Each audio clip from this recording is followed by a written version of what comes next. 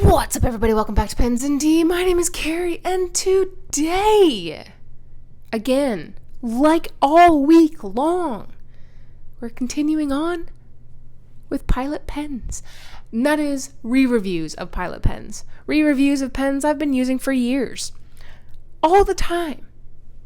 And today is the E95S's turn. It is probably one of the most unique Pilot pens out there.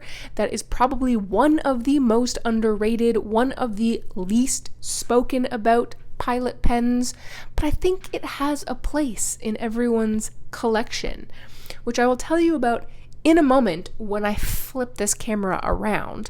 But about 45 seconds before I do, if you watched yesterday's video, it's not going to be the same plug. Do let me know in the comment section below. Have you ever used the E95S before? Have you heard of this pen before? Is it even on your radar? Because I truly believe it's probably one that most people don't talk about, and or you may know of it, but you really haven't ever considered the pen. And I'm curious. But now, it'll be the same as yesterday's plug. Hit the like and subscribe, friends. Please. Because YouTube is crushing me. It's crushing my soul.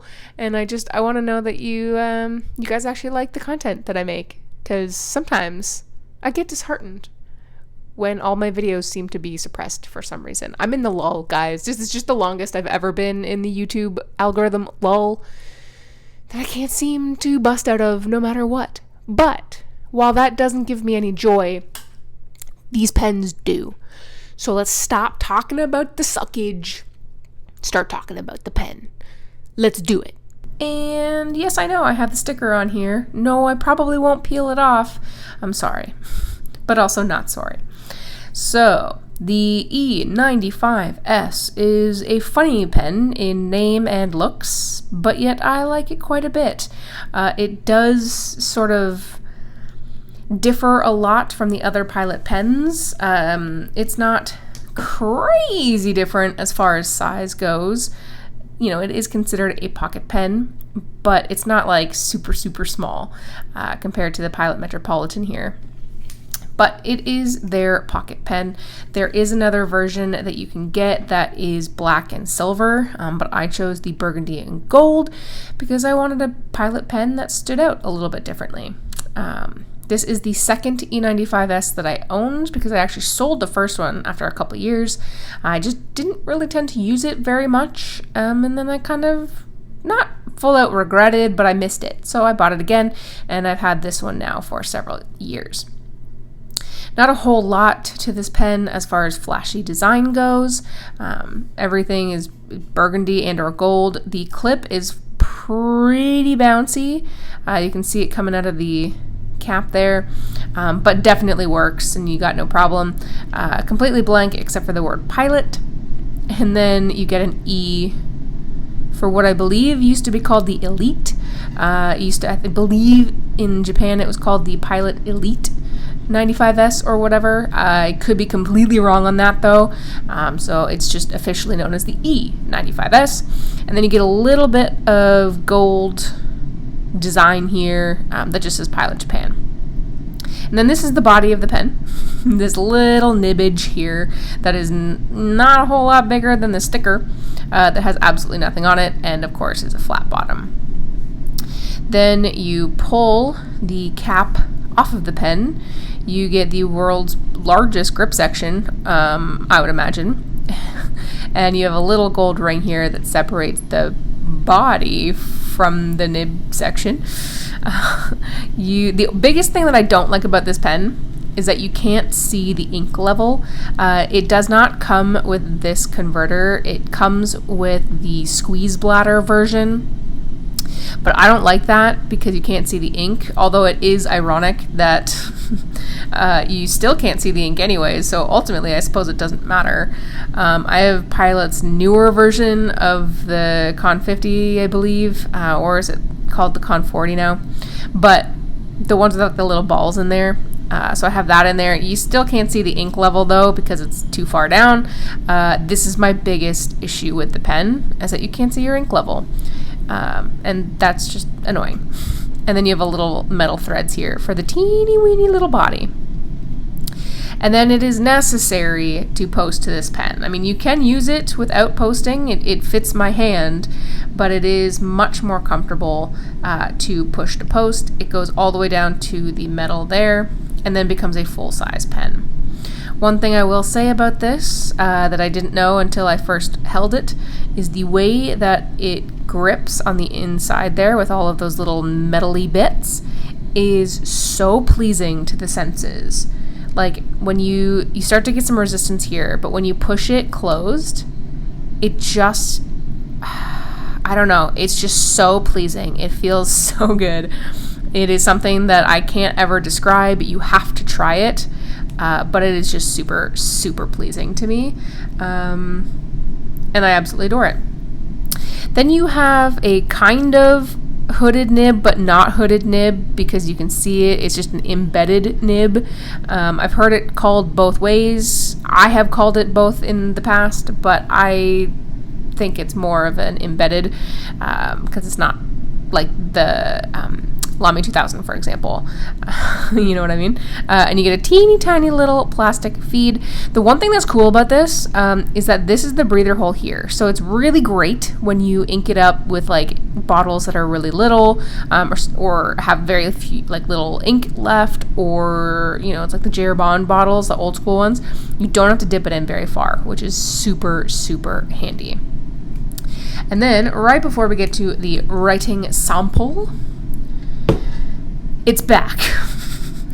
For those of you who watched the review that I posted, the re-review that I posted 2 days ago, I believe, of the Pilot Custom 912, you'll know I had a little bit of a story with this ink, Troublemaker Abalone Baloney. So go watch that if you want to hear the story. It's now in this pen right here. So let's bring back the paper. As always, it is Galen Leather's Tomoe River, because I adore these notebooks. They are awesome, and you can't convince me otherwise. So we will get the quick brown fox that always seems to jump over the lazy dog.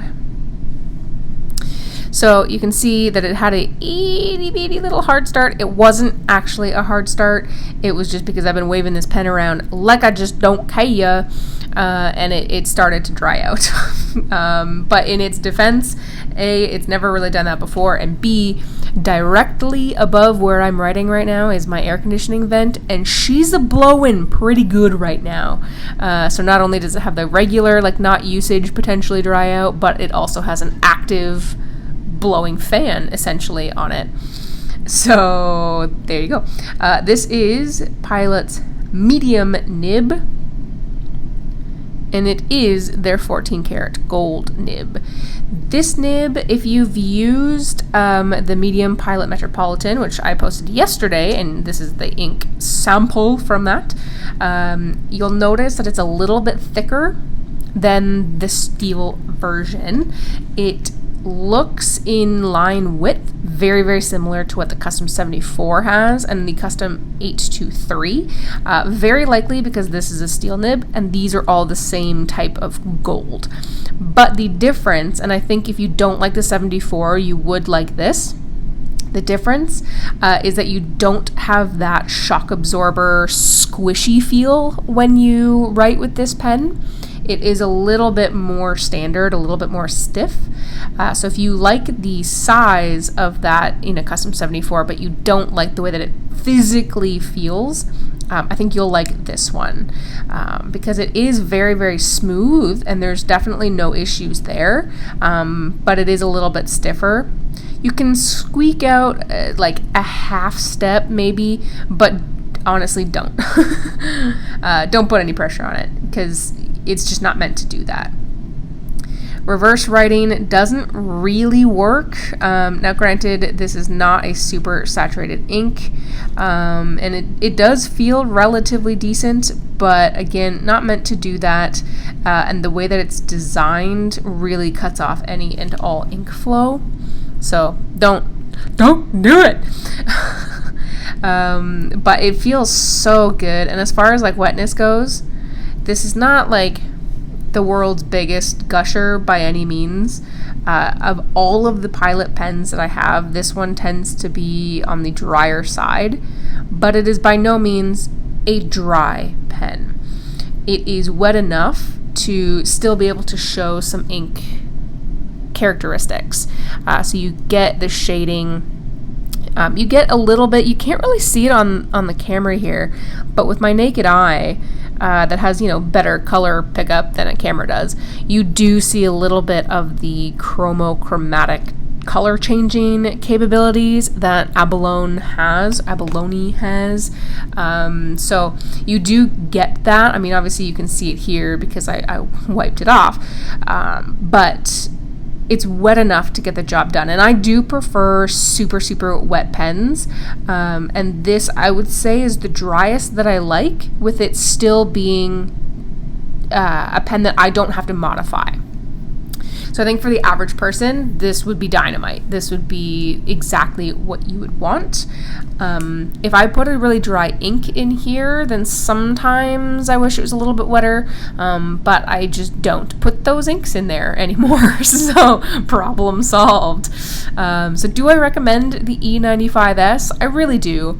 I think it is such an odd pen, one that really does get overlooked, myself included. Like I said, when I first bought it, I used it for a bit, and then it sat with just nothing, and I sold it. And then about a year after I sold it, I was like, I kind of miss it. There really was an E95S hole left in my fountain pen heart, so I had to fill it again, and therefore bought a new one.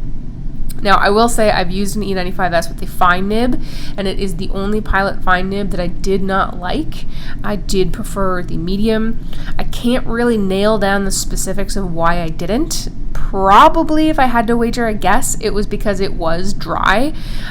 Whereas the other fine nibs that I have, like in my A23, yes, they are super fine, but they were never dry. So it's up to you. I would prefer the medium, but of course that is dealer's choice. So do I recommend it? Yeah, man, I really do. I like it a lot, and it is just so satisfying to open and close. It really is, and you have to try it in order to understand what I mean there. But if you like this video, then hit that like and subscribe. New videos come out every Monday and Friday.